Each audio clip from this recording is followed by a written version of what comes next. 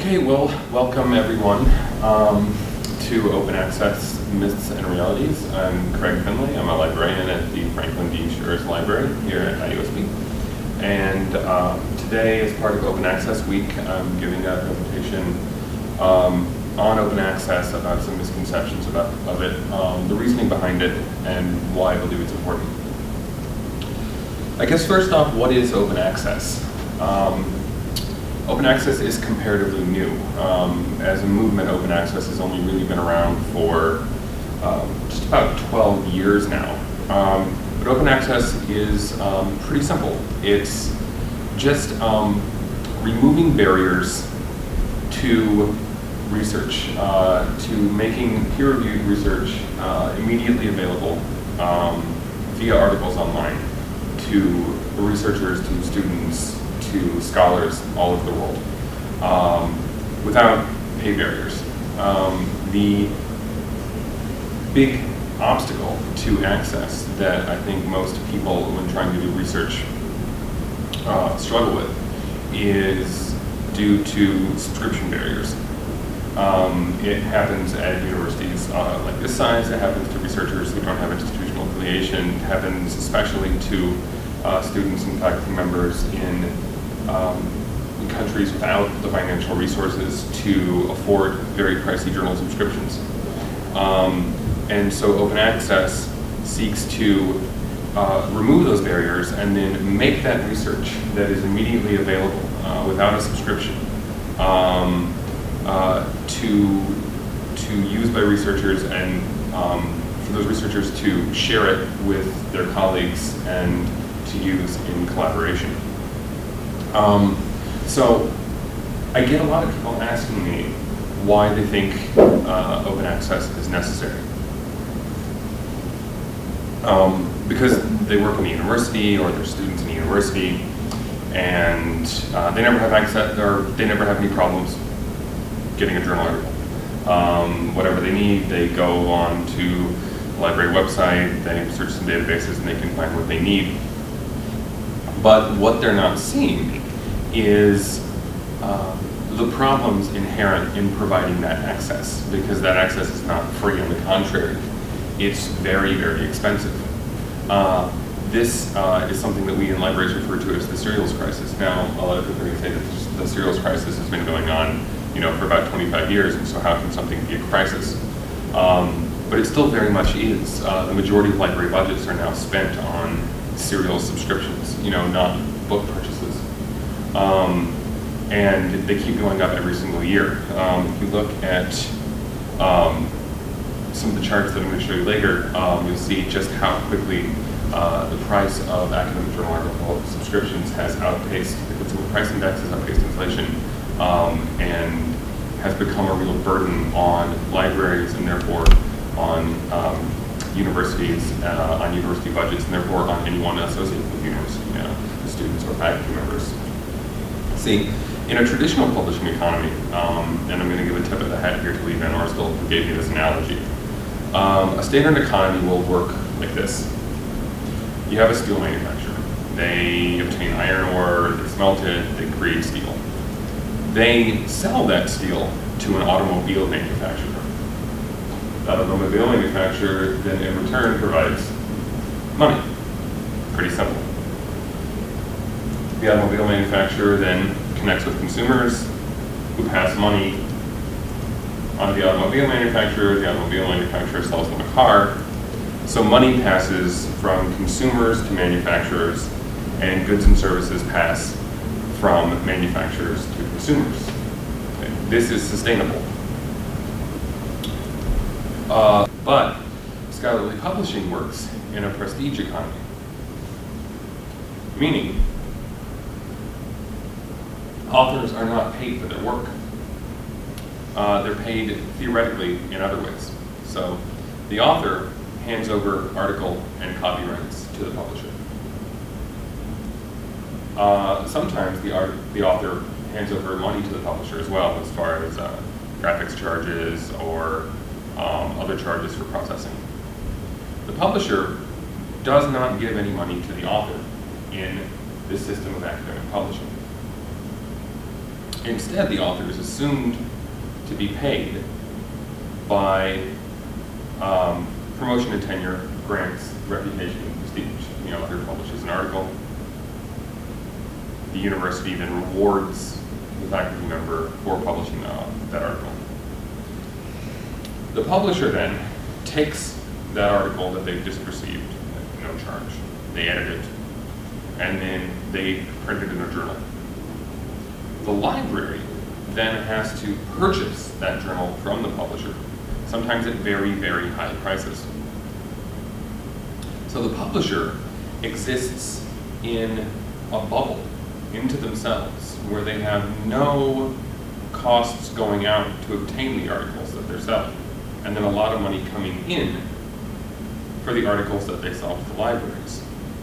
The author also exists in a bubble. Now, if you remember the sort of three-way steel manufacturers to automobile manufacturers to consumers, they're all inextricably linked. There's constant motion in between all of them. But the author here exists independently, only receiving payment in the form of promotion and tenure, grants, reputation, and prestige. And then the publisher and the library exist in their own bubble, passing money from library to publisher, and then publisher passing journal to library. It's a really nice setup, I mean, for the publisher. I wish I could get a product that I don't have to pay any money for and sell it to people for a very lot of money.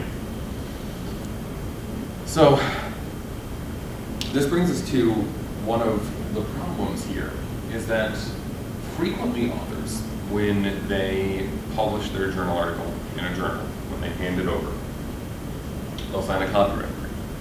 And a copyright agreement is a bundle of rights that tells the publisher whatever they can do with the journal article. They have right of first print, they have right to copy the work, they have right to disseminate the work, they have right to sell the work. They have right of first sale. However, publishers like to have very, very restrictive copyright agreements, obviously. They want as many rights to use of the published article as they can get. And so authors will frequently just go ahead and sign this away. They'll look at the publishing agreement that they get from the publisher and they'll just sign their name to it. They won't even read it. No one ever reads the fine print. And so they're signing away virtually all rights to the articles that they publish.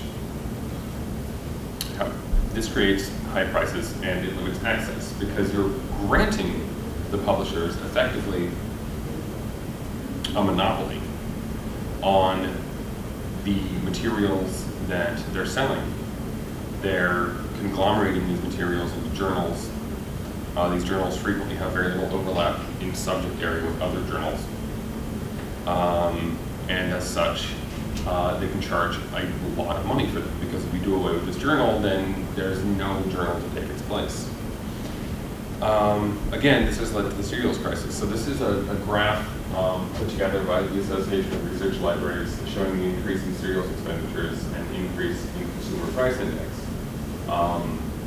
since 1986. So you can see here, and it's been partially cut off on the side here, but each of these lines is 100%. So we've got the serials expenditures by university libraries are increasing by almost 400% from 1986 to 2008. Consumer price index has increased just about 100%. So serials expenditures have outstripped the consumer price index by almost 4 times.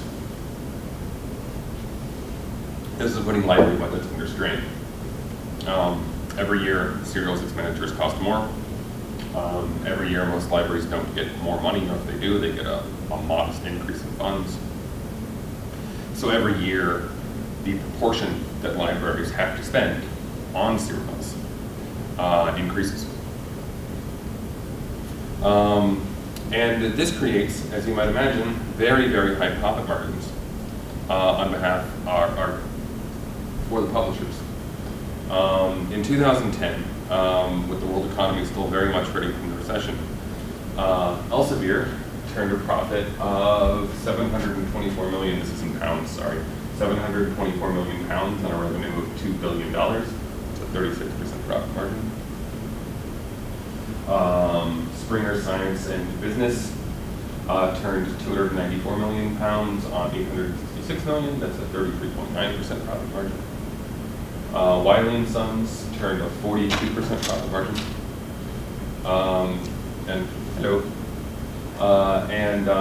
The academic division of Informa turned a 32% profit margin. So all of these things together, the explosive cost in the price of cereals, the increasing strain being put on library budgets, and by extension university budgets, and the unsustainable pace of this inflation came together in the Budapest Open Access Initiative in 2002. And the Budapest Open Access Initiative was a gathering of scholars who got together and sought to come up with a way to codify all these ideas of open access and democratization of information and democratization of knowledge.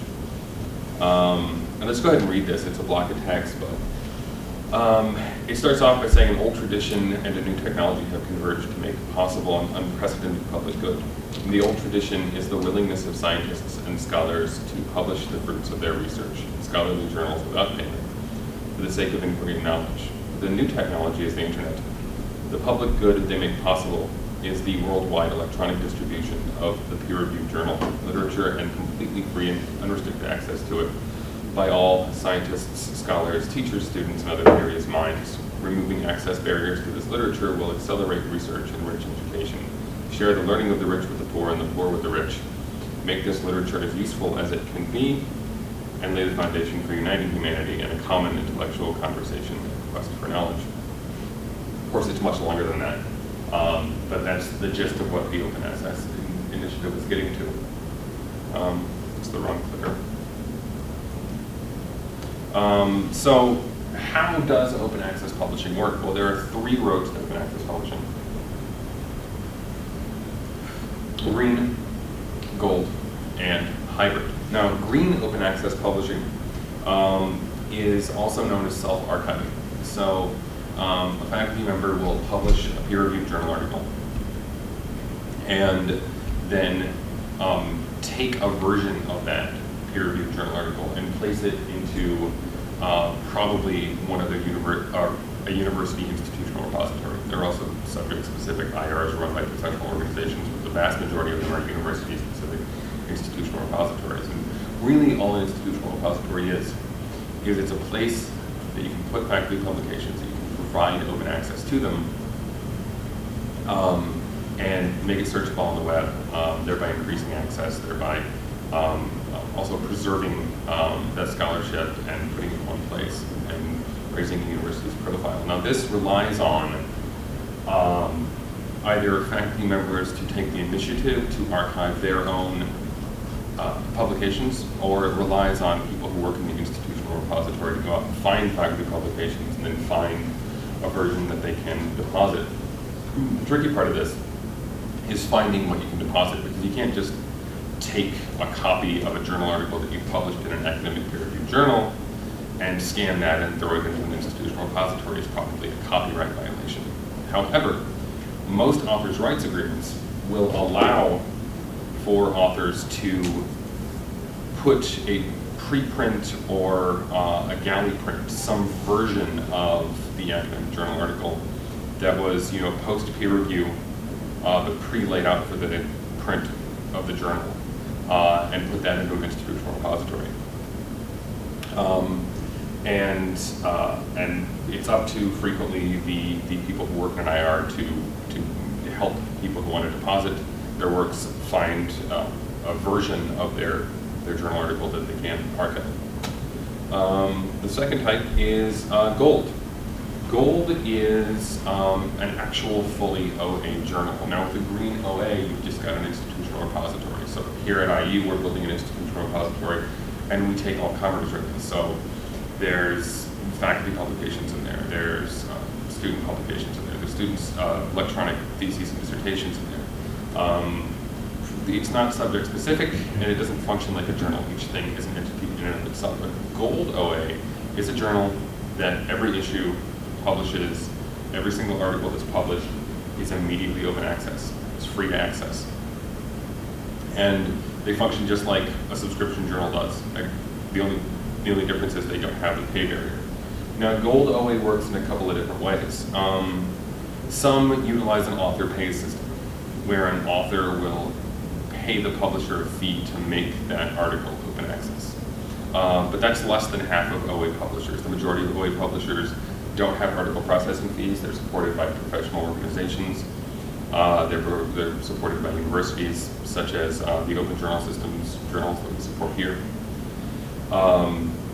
The author pay system is actually a minority.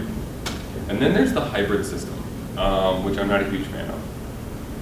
The hybrid system is a way to make your article open access by giving a for-profit subscription barrier publisher more money after they've accepted your article to make it open access.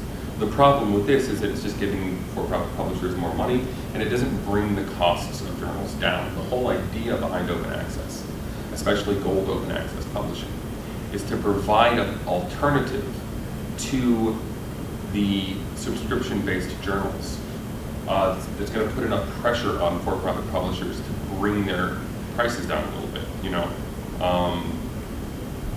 No one's saying that they want to drive the for-profit publishers out of business. I don't think anyone believes that's going to happen. But when we saw those numbers up there of the 33–40% profit margins that annually these academic journals had, and that all of that money is coming from academic libraries, it's coming from university budgets, and it keeps increasing every year, that's not sustainable. It's not a sustainable economy. And so in the hybrid system, you're actually just passing more money on to for-profit publishers to make the article OA. Now, there are, of course, reasons that you would want to do this, as we'll look at later, because there are some real tangible benefits to publishing your article in an open access journal. The big arguments for OA. It speeds invention and discovery.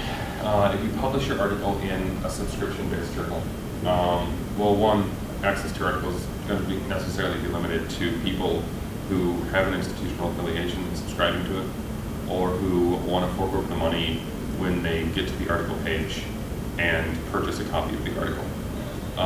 If you publish your article in open access, it is immediately freely available to anyone in the world, any researcher in the world who wants to find your research, wants to cite it, wants to utilize it in their own research. So there's an altruistic motivation there. There's a greater return on investment in research. A number of studies have shown that if we could make all of the government-funded research currently being published open access, that the return on investment would be several orders of magnitude higher because of the invention and discovery that it might prompt, the collaboration that it might promote, and the subsequent discoveries that it could inspire. It allows for new forms of scholarship by removing barriers to access. You necessarily are going to put scholars in different fields in contact with each other, and it enables you to collaborate in a much faster way than would be possible through a subscription journal. And it raises the profile of the researcher in the institution, especially the institutional repository. Here at IUSB, we're trying to collect as many faculty publications, definitely all the student publications, all of the peer-reviewed student journals, all of the electronic theses and dissertations into one place. So we've got a collection where people can go one spot where they can see the work being done by faculty and students here, which serves the mission of the university, especially here at IUSB. IUSB, I know, prides itself on undergraduate research.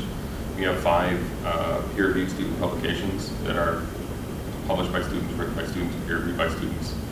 I'm serving this semester as the faculty advisor for the New Views on Gender journal.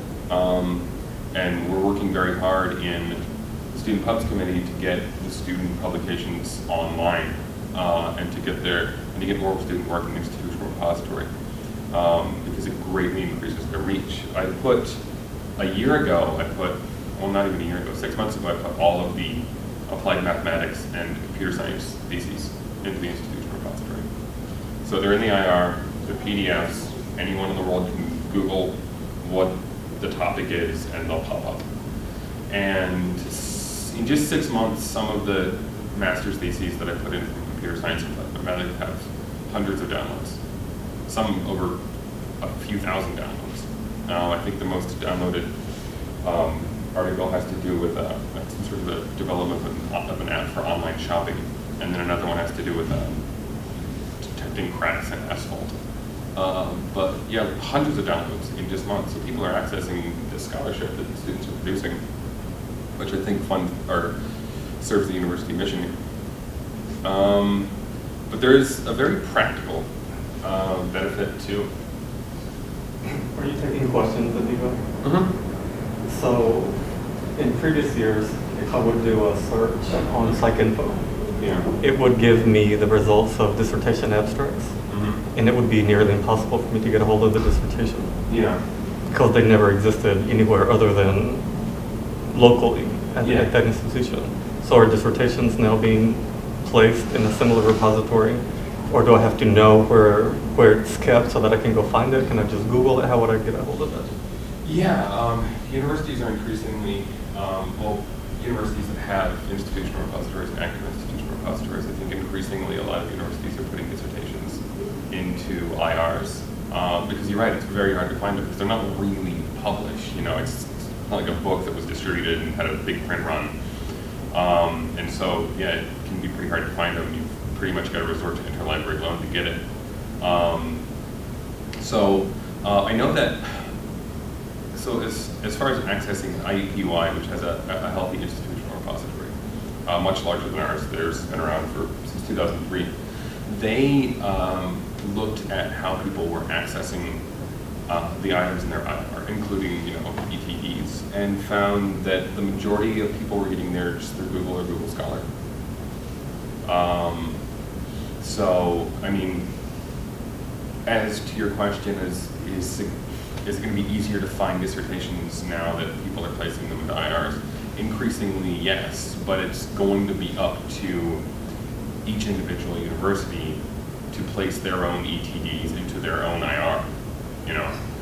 A university isn't going to go out and digitize the dissertations being put out by another university and place them into their IR. So how would I find a particular institution's IR? There's the directory of open access repositories. There was going to be one of the links I have later. Yeah, there's two big online indexes of open access materials. There's the directory of open access repositories and the directory of open access journals. The directory of open access journals indexes about 10,000 open access journals now. The directory of open access repositories, I looked for numbers down there today and I couldn't actually find how many repositories they are, but it's pretty comprehensive. So if you wanted to go find or see if a university has an active IR, you can go into the DOAR and do a search and probably try to find it there. What was I?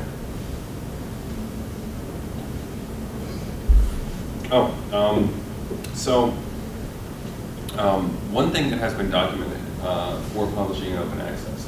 I was talking about earlier how some of the ETEs that I put in there from the computer science and applied mathematics department have hundreds of downloads already. It's just that publishing your article open access means that more people are going to see it, more people are going to use it, more people are going to cite it.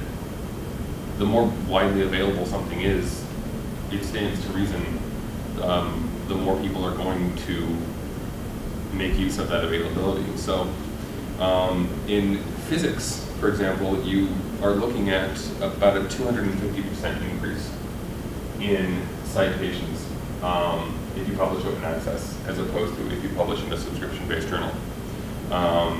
Sociology is over 150%, psychology and law are over 100%. Other disciplines are lower. Biology is less than 50, and I've seen actually biology, quoted as even lower than that. But generally, for the majority of disciplines, if you publish your article in an open access journal, more people are going to cite it, which can't help but help the researcher, I think. Here's another quote here. So this is from Swan 2010. Again, they have 170% to 580% for physics to astronomy. 35 to 91% for mathematics, agricultural sciences, 200% to 600% increase in citation. Medicine, 300 to 450. Again, biology is again the lowest. It's actually -5 to 36. But again, for the majority of fields, if you publish your article in an open access journal, it's pretty much a given. More people are going to cite it.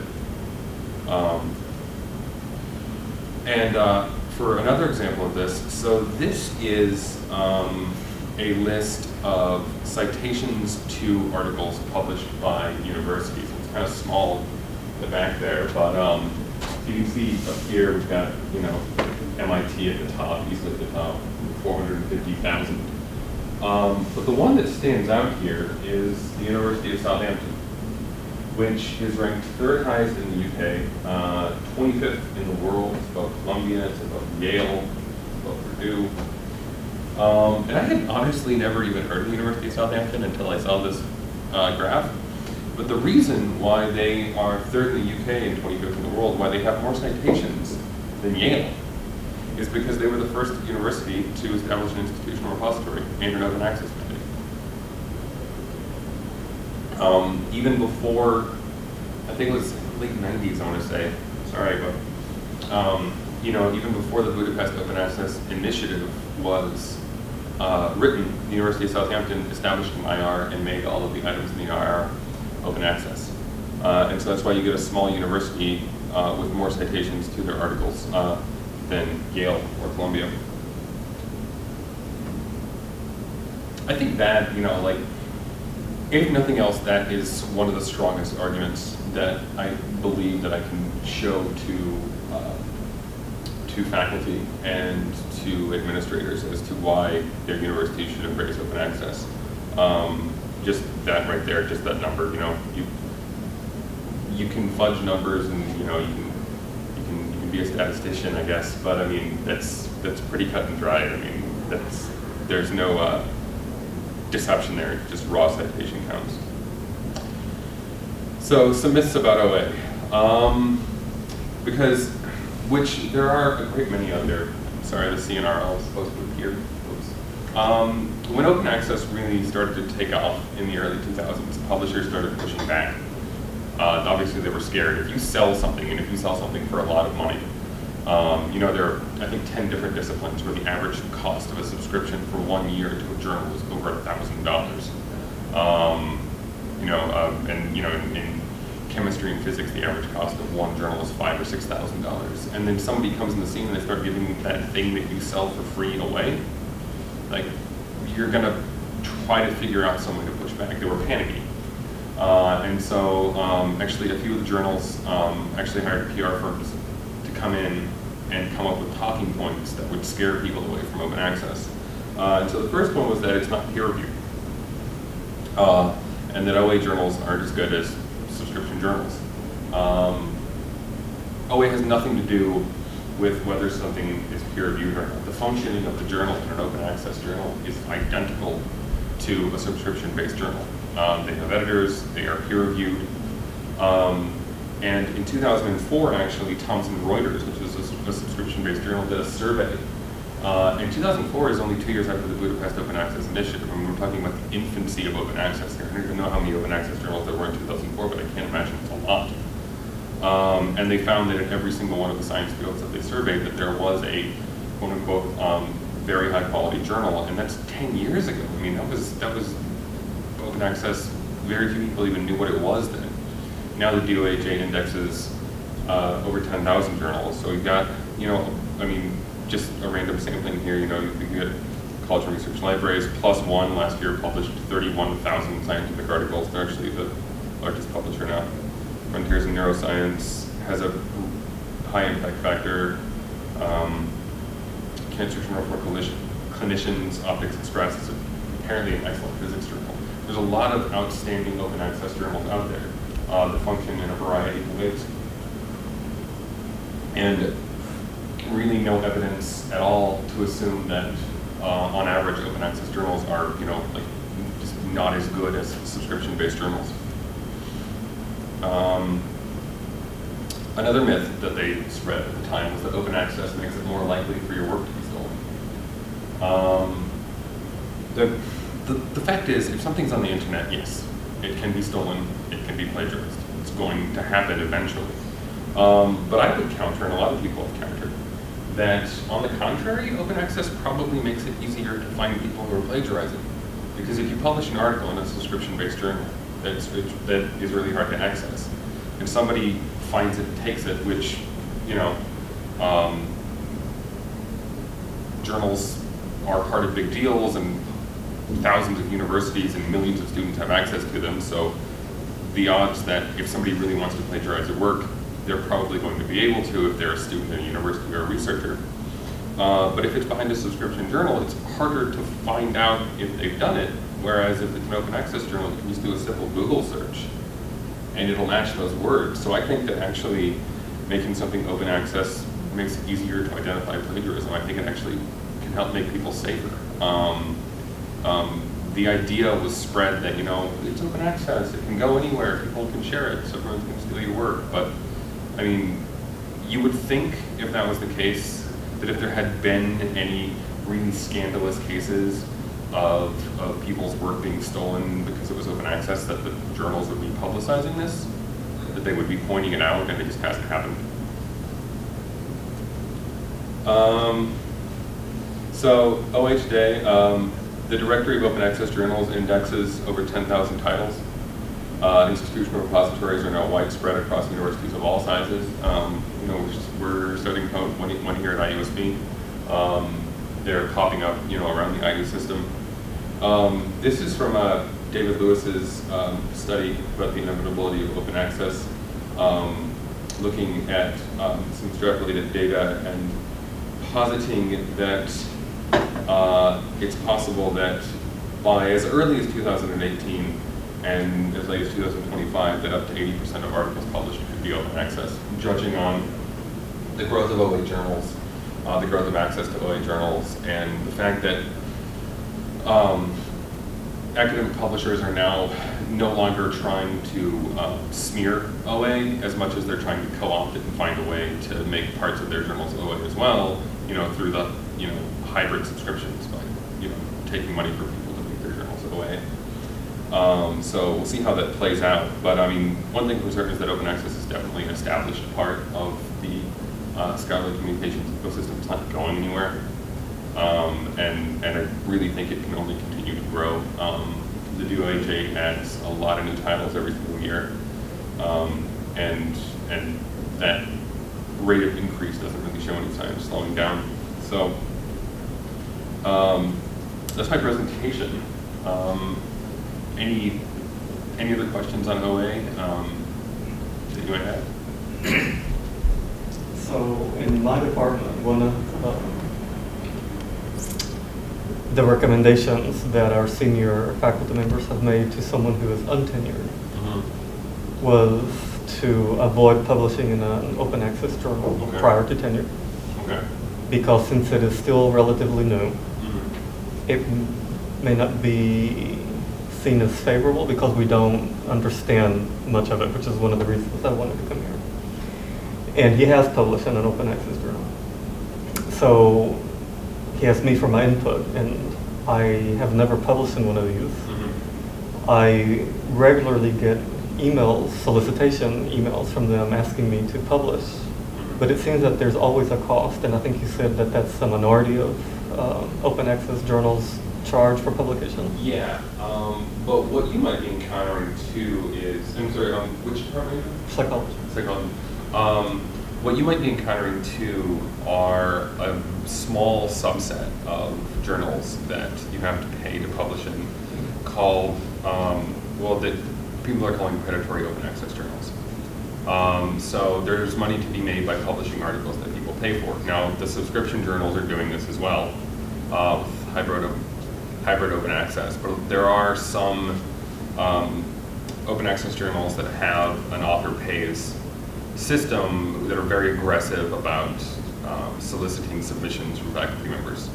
And frankly, it's giving away a bit of a bad name in a way, and the journals have been able to seize upon this to create some bad press for open access journals. I know, I think it was Science published an article, not peer reviewed by the way, because their methodology was crappy, where they did a sting, where they came up with a journal article that had a fatal flaw in the methodology.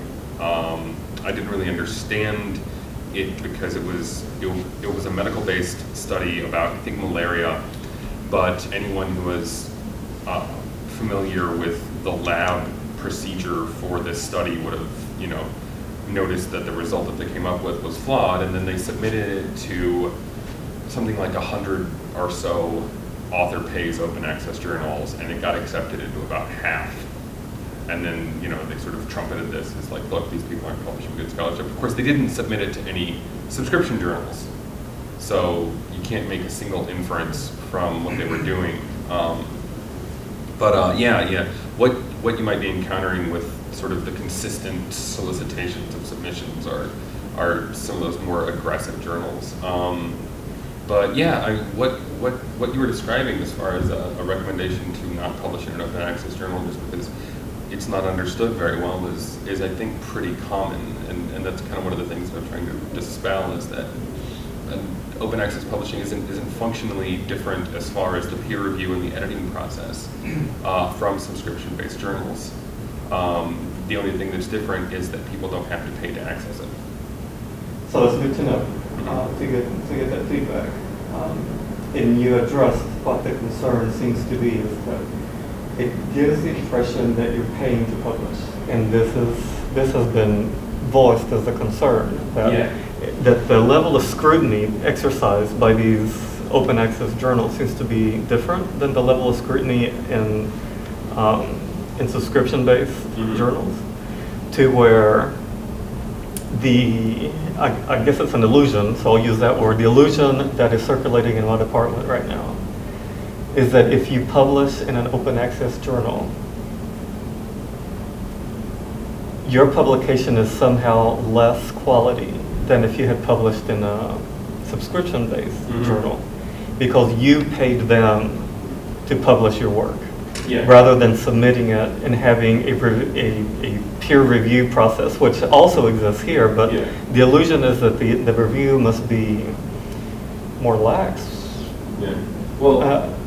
So the advice is don't publish in these, because it appears that you did not think that your work was of high enough quality to make it in the standards traditional journals. Therefore, you chose to pay someone to publish it for you. And that's where we're at, but it's only based on rumors. I mean, someone hears this and it passes around. So you're presenting a different perspective, but can you address that concern for you? Yeah, well, I mean, I guess going back to that sting that they ran, a lot of pay journals did accept the flawed article, but there were a lot of journals that have pretty high author pays fees who rejected, who found the flaw, said that this isn't good science. And I think you might also point out to some of your colleagues that, the large subscription journals, Wiley and Elsevier, are also doing author pays models now too. Yes, with a small minority of, and I want to emphasize small, a very small minority of open access journals, I think there has been some impropriety that they want to get that money. But with the majority, the heavy majority, I would say no. And anyway, a majority of journals don't require you to pay to publish their article. The majority of OA journals are supported either by dues from professional organizations, or they're supported by universities who run their own OJS, or who run their own OJS type publishing systems. I think Bloomington currently hosts something like 30 peer-reviewed journals, and you don't have to pay to publish in any of them. They don't even have a mechanism to accept payments.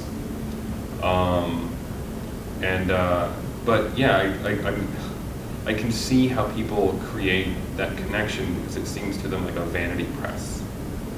Like you're not paying to make something open access, you're paying to publish something. And that's the leap, that's I think the flaw in the logic there that makes it seem not as legitimate. Because, and one of the things that I'm trying to push is that, whereas I've never published in an author-pays OA journal, and I've published in several OA journals, I could see how somebody would want to pay to make their article open access because of the aforementioned increase in citation, increase in visibility. More people are going to cite your article, more people are going to see your article, more people are going to share your article. And so that can be motivation for people. Also, people who just embrace the ideals of open access can want to pay to make their article open access. And so one of the things that I'm trying to dispel is that it's with open access, one, again, the majority are not author pays, and two, with author pays, you're not paying to publish. It's not a vanity press. You are helping as a scholar to support the infrastructure of the journal to make it accessible to people who ordinarily wouldn't be able to. I mean, the costs are still there with the journal, even though it's online, you don't have to pay to actually print anything anymore.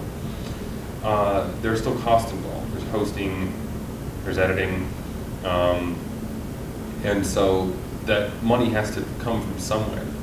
And so part of the logic behind the author pay system is that we can get together to collaboratively do this and make it available to the entire world.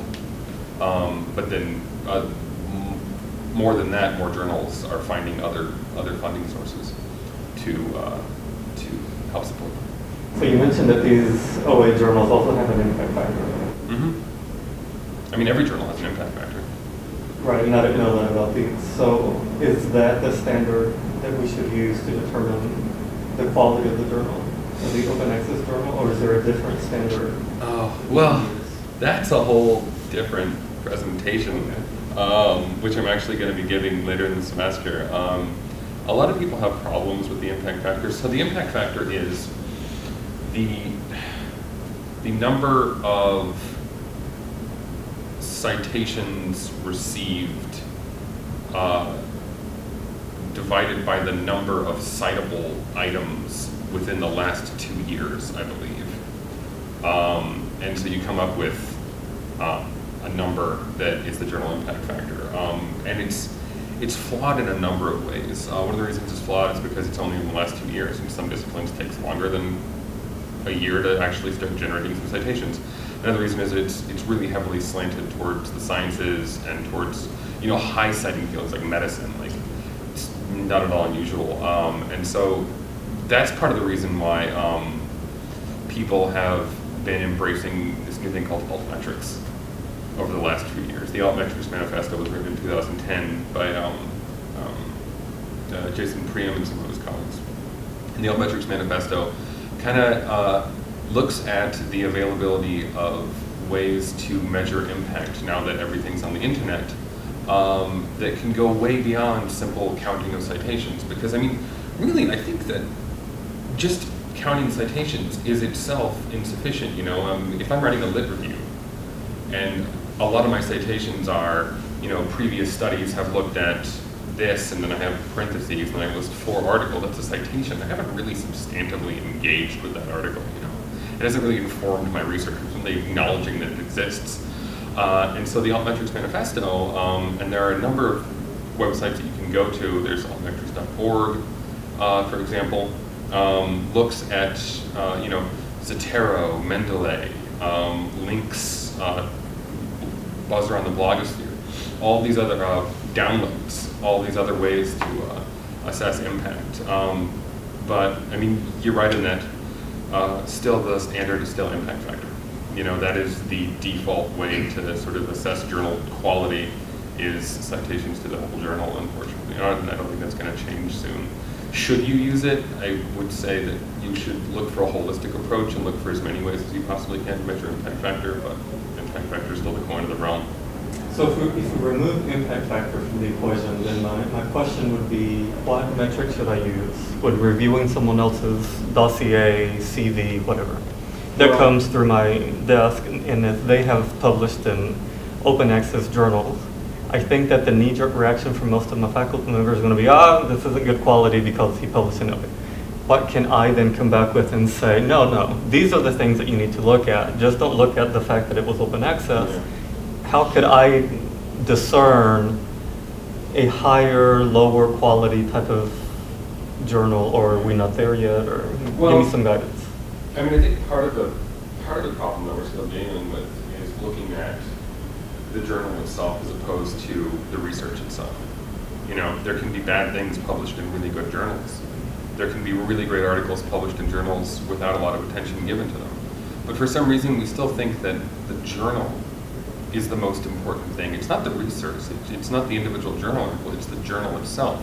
So I would encourage your faculty, one, who are submitting, to be looking at alt metrics, to be building a more holistic picture of their impact. You know, a lot of times you can get generated counts of downloads of your articles, especially if you publish OA with Digital Commons. They send you a monthly download report. I published an article in a little journal called Librarian Philosophy and Practice last year, and it's at like 280 downloads every month. It's like, here's how many people have downloaded your article. Also, keep track of individual citations. You know, look at how many people have cited this article. Include that in the tenure promotion packet. Go to some of these alt metric services and go to Impact Story. ImpactStory.org is great. You can upload your publications and create a biographical profile for yourself, and Impact Story will generate an alt metric report demonstrating, you know, how many people, like how many scholars your research has reached. You know, in addition to citation, in addition to downloads, in addition to links, in addition to blog buzz. I would just strongly encourage both people reviewing the submitted publications and the people submitting the list of publications to try to embrace as many metrics of impact as possible. So then is the take-home message of your presentation that publishing in OA journals is okay? Yeah, absolutely. Yeah, it's something we're still working hard to dispel. But you saw the little list of a sampling of particularly high impact OA journals that I had up there. I mean, it's, you know, it's an established part of the publishing ecosystem. It's not going anywhere, and people are going to have to come to terms with this and accept that it's now, you know, part of scholarly publishing, and it's fine. It's not a fad. It's not a flash in the pan, and there's absolutely no reason to believe that publishing in an open access journal is inferior to publishing in a subscription-based journal.